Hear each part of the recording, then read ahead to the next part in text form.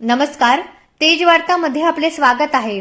धारावीतील अरविंद वैश्य आणि उरण येथील यशस्वी शिंदे यांच्या हत्येच्या निषेधार्थ आणि करमाळ्यातील सरकारी जागांवरील व्यावसायिक अतिक्रमण हटवण्याच्या मागणीसाठी करमाळ्यात आमदार नितेश राणे, हरिभक्त परायण संग्राम भंडारे पाटील आणि सागर बेग यांच्या उपस्थितीत हिंदू जन आक्रोश मोर्चा काढण्यात आला।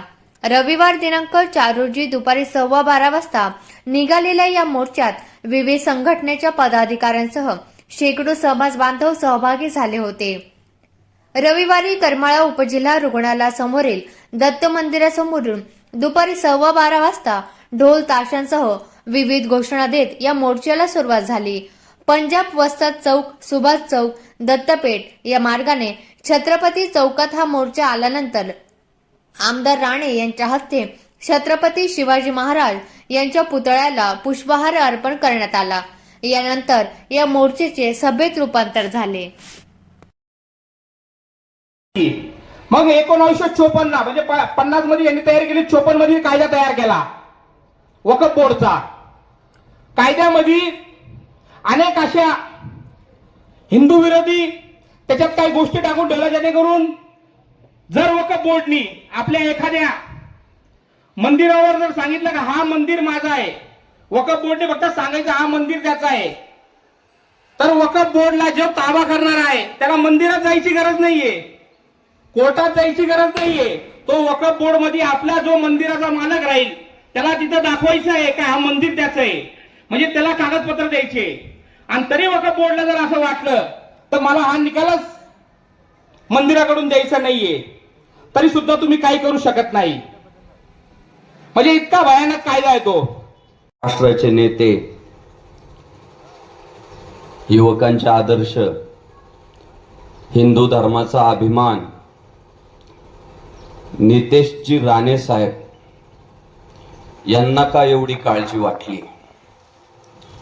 जमीन करमाळ्याची आहे, सरकारची आहे, मग राष्ट्रीय श्रीराम संघाचे अध्यक्ष श्रीरामपूरचे सागर भैया बेग यांना का एवढी काळजी वाटली? जमीन सरकारची आहे, करमाळ्याची आहे, मग गावोगाव कीर्तन करणाऱ्या संग्राम बाप्पू भंडारेला का एवढी काळजी वाटली?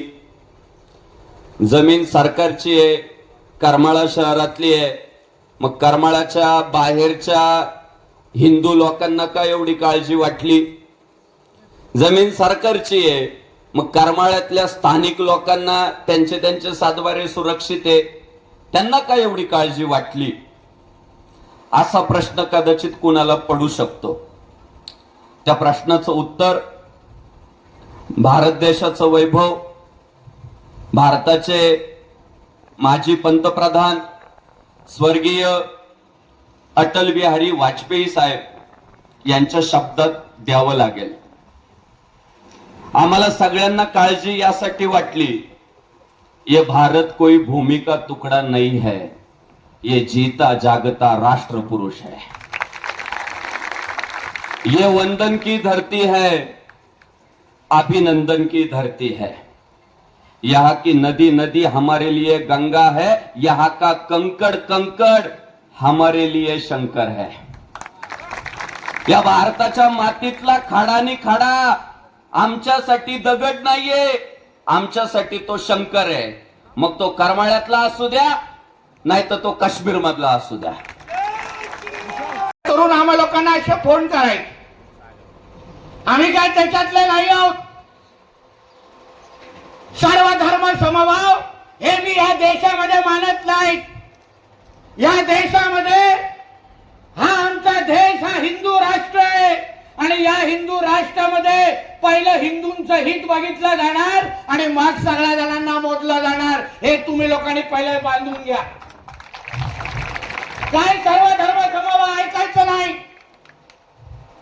यांची जेव्हा नाटकं सुरू होतात, यांच्या जेव्हा मोहरम आणि ईदच्या मिरवणुका निघतात, तेव्हा ऐकायला मिळतं का सर्व धर्म समभाव? तेव्हा उभा तरी राहायला जागा मिळते का? तेव्हा डीजे 10 वाजता बंद होतो का? तेव्हा हे जे काय ढिंगाणा तुमच्या करमाळ्यामध्ये घालत असतील तेव्हा आपल्यातले काही पोलीस बांधव त्यांना बंद कर रे बाबा सांगण्याची हिंमत करतात का? हं? मग ती हिंमत पहिला तेलंगणा जाऊन दाखवा आणि मग आमच्या इथे येऊन सिंगमगिरी करा. आम्हाला लोकांना दाखवू नका. आम्ही त्याच्यातले नाही. कोणी मस्ती करत असेल ना मध्ये टाकून उगाच उतरवायला संधी देऊ नका. आम्ही तयारीमध्ये आलेलो आहे ना. जे आहे गप्प घार बसायचं आणि भाषण ऐकायचं, नाही तर घेऊन जाऊ मी माझ्या बरोबर. कळलं ना? त्याला पण कॅमेरा बाजच्या मागे पण सांगतोय, नाटकं माझ्या इकडे नाही. म्हणून या सगळ्या गोष्टी ज्या चालल्या आहेत ना ते लाड आमच्या इथे सहन करायला आम्ही काय इथे सरकार म्हणून बसलेलो नाही. म्हणून जे काय आज जे तुमच्या करमाळ्यामध्ये सुरू आहे, चुकून अगर 1 इंच, एक अर्धी इंच, पूर्ण पण नाही म्हणजे महाराजांनी 1000 फूट तर मोठं बोलले, अर्धा इंच कुठेतरी मस्जिदीचा घेऊन दाखवा आणि घरी सुखरूप जाऊन दाखवा. मी काही हरतो. अर्धा इंच घेऊन दाखवा. इथे आमच्या जमिनी पण घेतायत, त्याच्यावर हिरवी चादर पण चढवतायत, त्याच्यावर दर्गे पण बनवतायत आणि आम्ही काहीच करू शकत नाही. मला तर वाटलं आमच्या देशामध्ये डॉक्टर बाबासाहेब आंबेडकरांचा संविधान मांडणारा आपला देश आहे. आतापर्यंत तरी संविधान आपण मानतो ना. आणि मग संविधान अगर मानत असो तर मग हे तहसील मध्ये बसलेले हे अधिकारी यांचा काय धर्मांतर झालाय का? जे ते सगळे दाढी कुरवळत बसलेले आहेत तिकडे. तहसील हे जे काय तहसील कार्यालयातले असंख्य तक्रारी माझ्याकडे आले. आतापासून अगर कुठल्याही जिहादाला कोणीही कुठल्याही अधिकाऱ्याने मदत केली तर डायरेक्ट ट्रान्सफर पाकिस्तान मध्ये तुमचं मी करून दाखवतो. डायरेक्ट. इथे चालणार नाही. सरकार कोणाचं आहे? हिंदुत्वादी विचाराचं सरकार आहे.